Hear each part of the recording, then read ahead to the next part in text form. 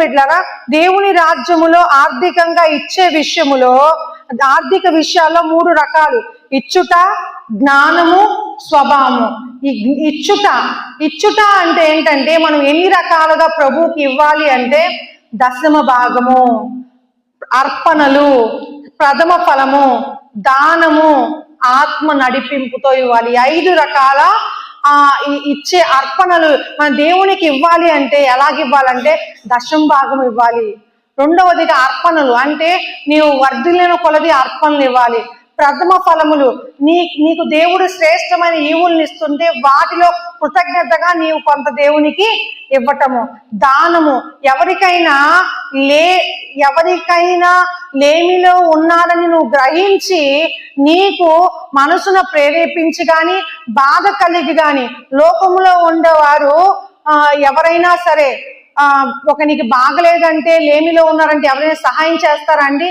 చెయ్యరు. అంతే, లోకానికి భిన్నముగా జీవించే నీవు లోక స్వభావంతో ఆలోచించకుండా దైవ స్వభావము కలిగిన వ్యక్తివై నీవు ఎవరి మీదైనా కనికరము చూపించి లేమిలో లోటులో ఉన్నవారికి, పేదవారిగా ఉన్నవారికి సహాయం చేస్తే అది యెహోవాకు దానం అంట, అప్పిచ్చువాడిగా నీ ఉంటావంట.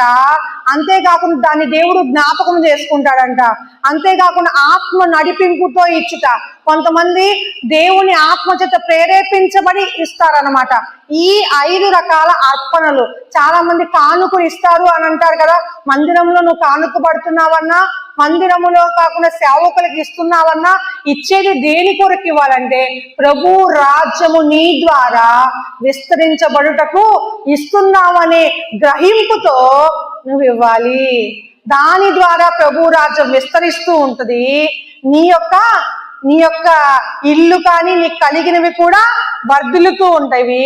అప్పుడు నువ్వు దేవుని ఎదుట ధనవంతుడు అవుతావు.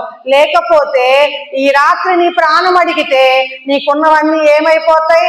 నీకున్న ధనము, నీకున్న బంగారము, నీకున్నవి చేటుగా, ప్రమాదముగా, కీడుగా నీకు మారకుండా ఉండాలి అంటే నీవు దేవుని ఎదుట ధనవంతుడిగా ఉండాలి. ఇది నిన్న యాకోబు పత్రిక 5వ అధ్యాయం 1వ వచనం ద్వారా మనం చదువుకుని నేర్చుకున్నాం.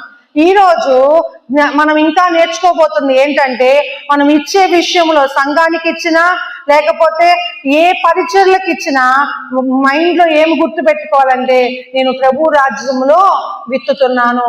జ్ఞానము రెండవదిగా, మనకి ఇవ్వబడిన ధనము గాని తలాంతులు గాని జ్ఞానముతో వాటిని వెచ్చించాలి, జ్ఞానముతో వాటిని ఉపయోగించాలి.